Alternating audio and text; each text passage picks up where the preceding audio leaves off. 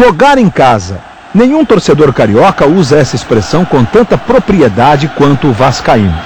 O clube é dono do principal estádio privado da cidade.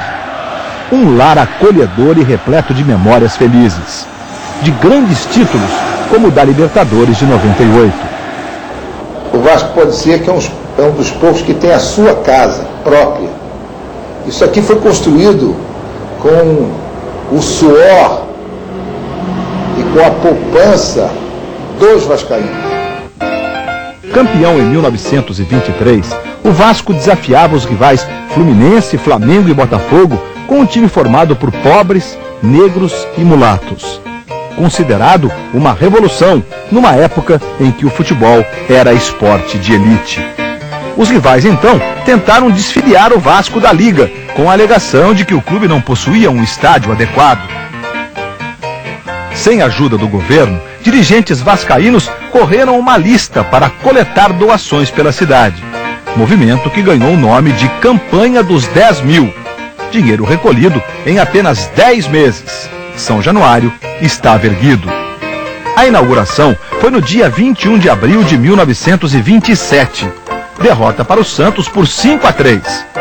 Mas a vitória maior estava ali, em forma de concreto. São Januário era o maior estádio da América do Sul, com capacidade para quase 50 mil pessoas. No ano seguinte, o estádio foi o primeiro da América do Sul a receber um jogo noturno com iluminação artificial. Na vitória sobre o Wanderers do Uruguai, Santana marcou direto de uma cobrança de escanteio. Daí surgiu o nome Gol Olímpico, uma referência ao Uruguai, na época bicampeão olímpico de futebol. Mais do que a casa do Vasco, o estádio passou a ser a casa da seleção brasileira e o salão de festas da então capital federal. Getúlio dirige-se para o estádio do Vasco da Gama, onde considerável massa popular aguarda sua chegada sob intensa expectativa. A massa popular, em verdadeiro delírio cívico, brada o Getúlio, Getúlio, Getúlio.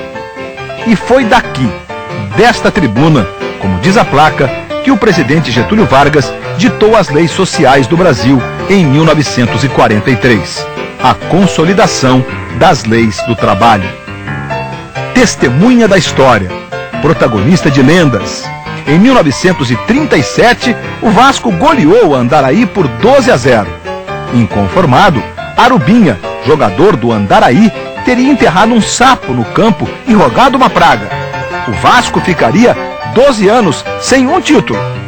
Coincidência ou não, o clube amargou um jejum de 8 anos. E nesse meio tempo, a diretoria chegou a revolver o gramado à procura do sapo morto. 40 anos mais tarde, São Januário recebeu o maior público oficial de sua história nas semifinais do Brasileiro. 40.209 vozes caladas pelo Londrina. A mais triste das 172 derrotas que o time sofreu em casa. Empates foram 243 e vitórias 807. A seleção brasileira também tem um ótimo aproveitamento no estádio. 19 vitórias, 1 empate e apenas 3 derrotas.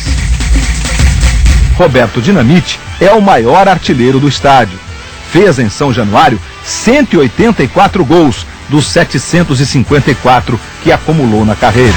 O gol marcante para mim, acho que foi o gol 500 contra o Volta Redonda em São Januário. Acho que foi uma marca significativa para minha carreira, então essa lembrança é que fica. E fica também os parabéns do Globo Esporte aos 80 anos de São Januário, patrimônio do Vasco e do Brasil.